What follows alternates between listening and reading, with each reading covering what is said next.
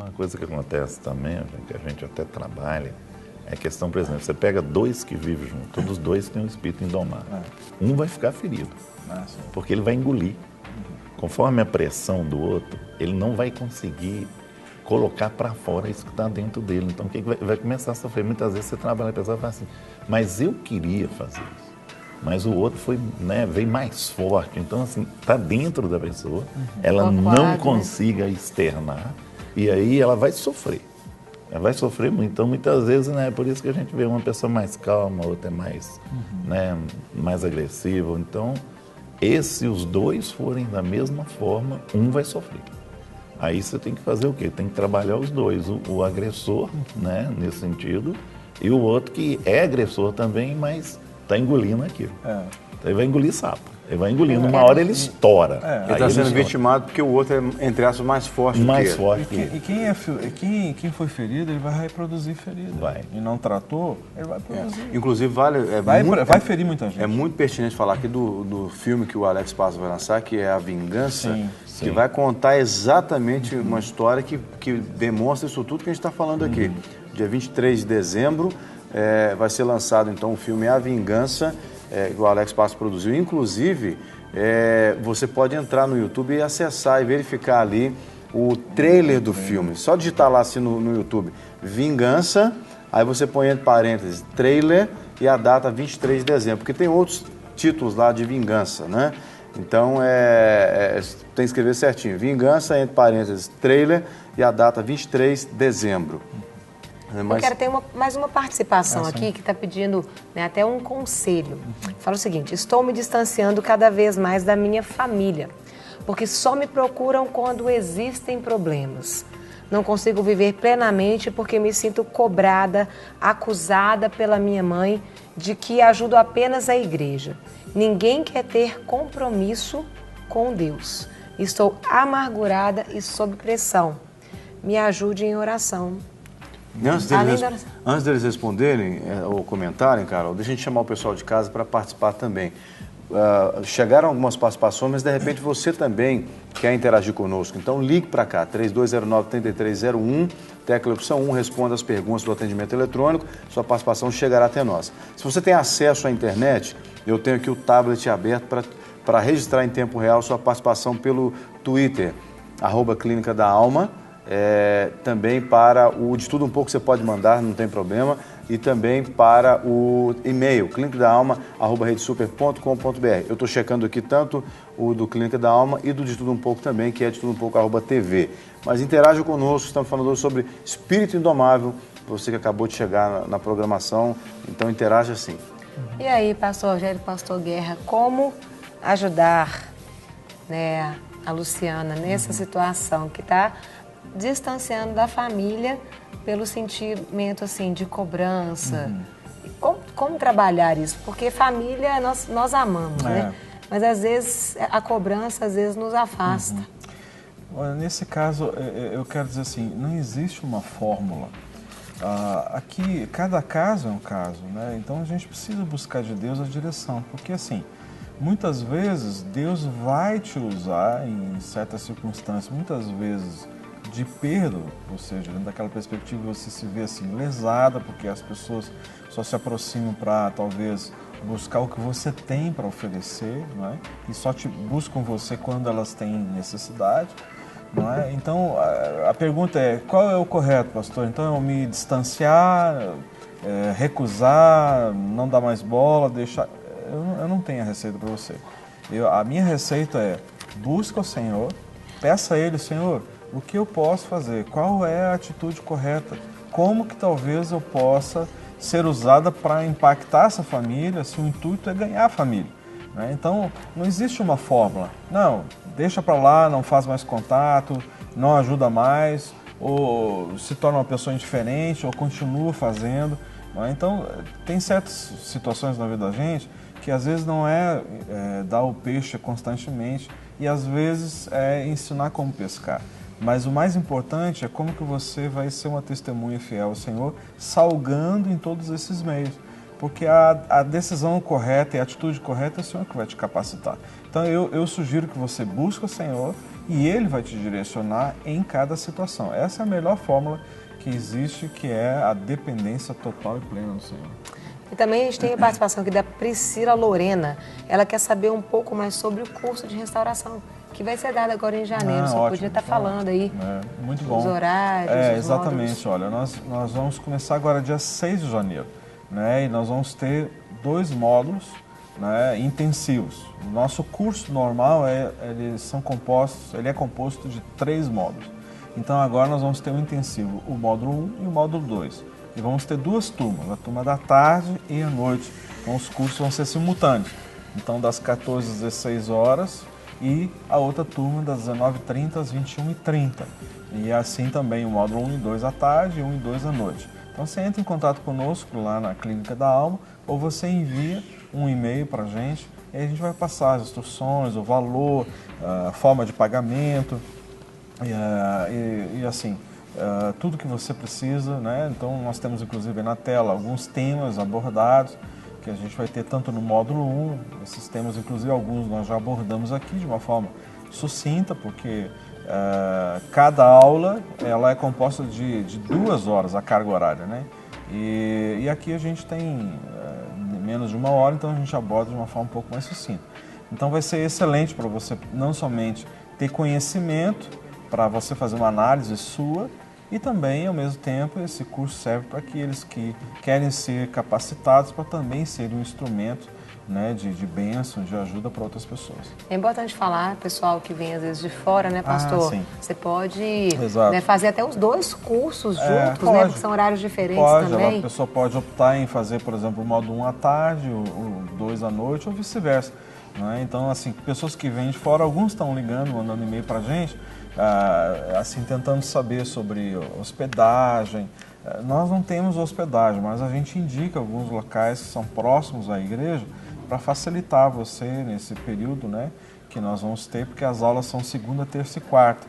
Então, quinta e sexta você não tem aula, mas aí você pode interagir com a igreja, porque a gente tem lá cultos, tem outras atividades da igreja, você pode aproveitar e ser edificado, né, nesse período.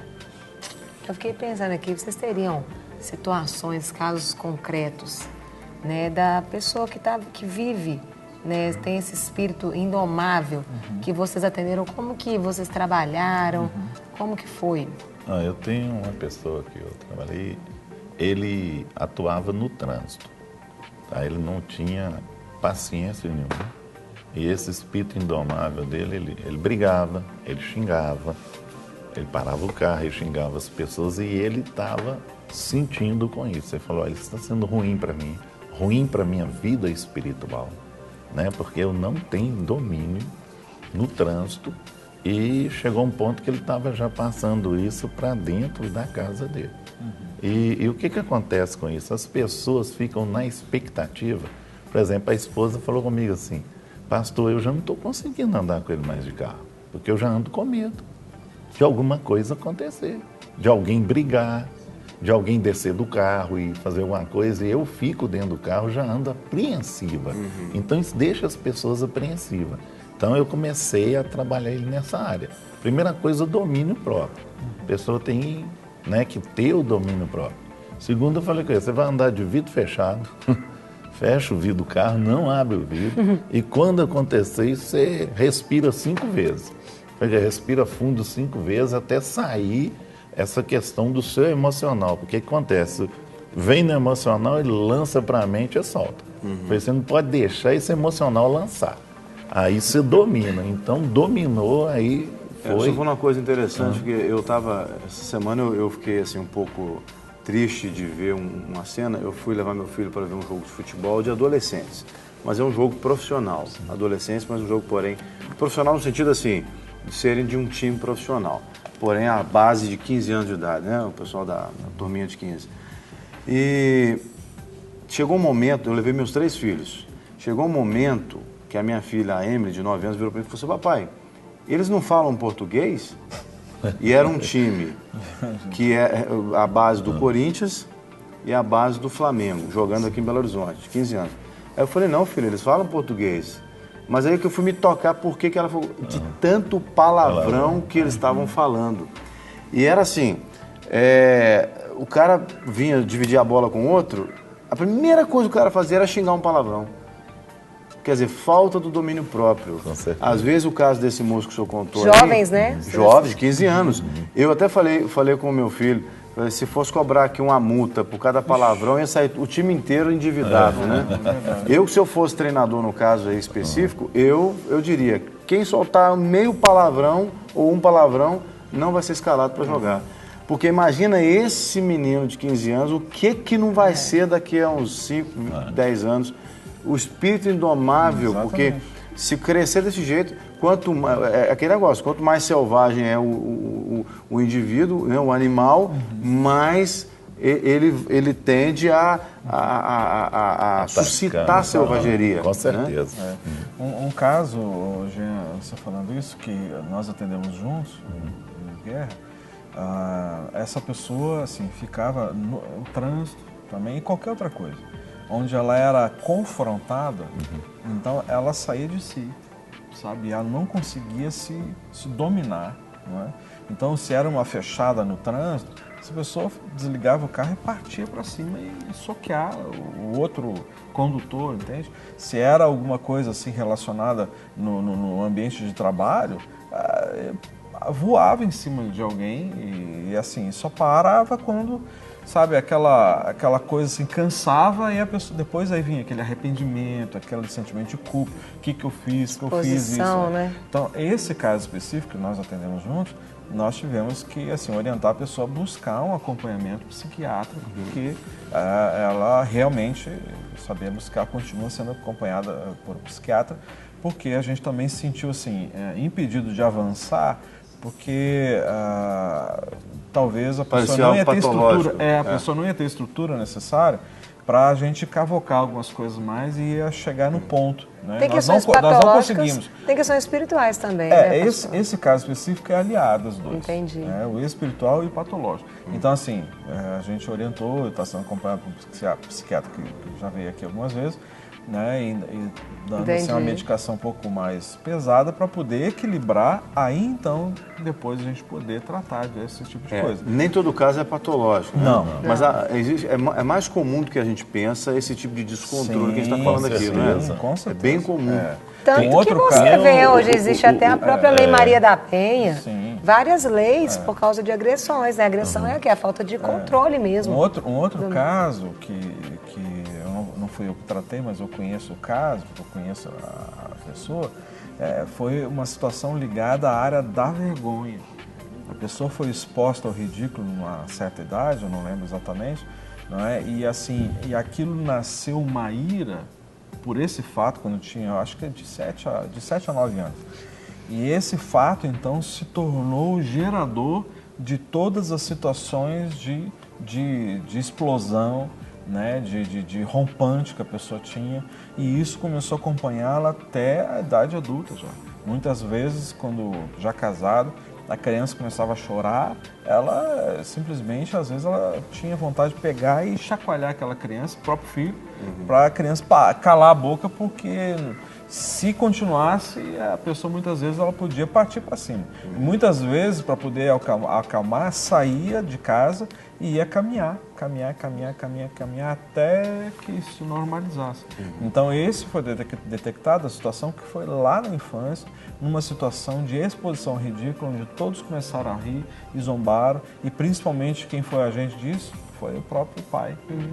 Então, assim, agora isso gerou uma situação, né? Então, assim, pôde-se tratar essa questão, trabalhar isso, não é? E aí a pessoa poder, liberar o perdão, chorar e presenciar e experimentar. E uma pessoa, por exemplo, que sofre debaixo desse fardo, porque isso vira um fardo, é a pessoa que não dura muito, né? Ela morre cedo, porque vai contrair um monte de doenças aí. O organismo vai somatizar, exatamente. Coração, um monte de coisa aí que aí afeta a questão da pressão alta, hipertensão e várias outras situações, doenças crônicas, né? Problemas, por exemplo, como é que é aquela enfermidade que dá no estômago? De gastrite.